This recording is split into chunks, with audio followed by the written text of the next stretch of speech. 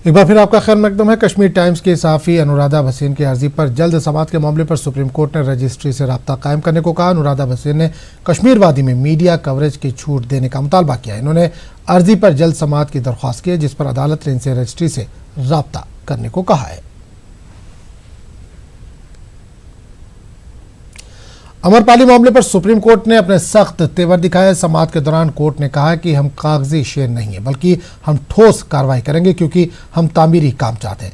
Greater Noida authority की अदालत ने सरजरिश की। कोर्ट ने कहा कि कई नोटिसों का जवाब नहीं दिया गया। कोर्ट ने कहा कि सख्त एक्शन लेने पर मजबूर न किया जाए।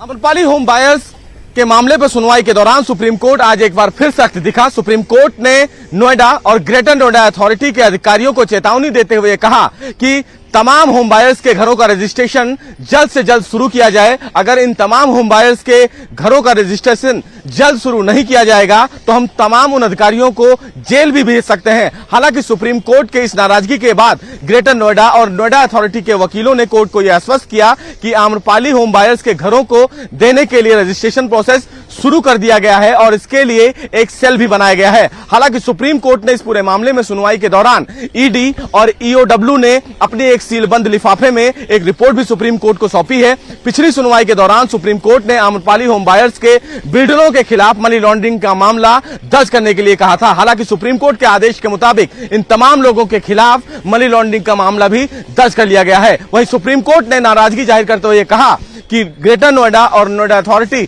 जल्द से जल्द आम्रपाली होम बायर्स के घरों का रजिस्ट्रेशन शुरू कर दे, क्योंकि सुप्रीम कोर्ट फिलहाल आम्रपाली होम बायर्स के तमाम लोगों को उनका घर तय समय पर देना चाहता है। कैमरामैन हनु के साथ सुशील पांडे, न्यूज़ 18 दिल्ली।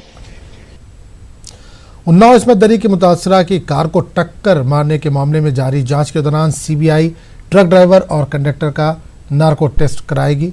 ये टेस्ट गुजरात के गांधीनगर वाक़े FSL लैब में होगा। नार्को टेस्ट से कल गुज़िश्ता रोज भी मुलजिमीन को कई टेस्टों से गुजरना पड़ा था। नार्को टेस्ट 5 रोज जारी रहेगा।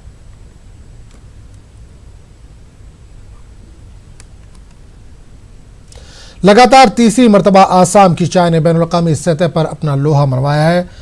डेकोम टी स्टेट के गोल्डन बटरफ्लाई ऑर्थोडॉक्स चाय को इस मरतबा 75,000 फी किलो कीमत से खरीदा गया।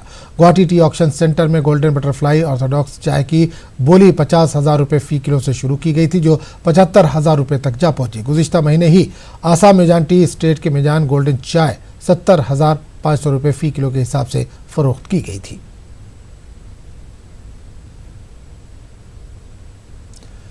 हैदराबाद के रिटायर्ड IAS अफसर हसनुद्दीन अहमद का इंतकाल हो गया। वो 97 बरस के थे। हसनुद्दीन अहमद हैदराबाद के मारूफ शख्सियत थे। मरहूम ने इस्लाम पर मुतादिद किताबें तहरीर की थी। इन्होंने भगवद गीता का उर्दू तर्जुमा भी किया था। हसनुद्दीन अहमद की नमाज जनाजा बाद नमाज ज़ोहर मस्जिद अलमास चादरघाट में अदा की जाएगी।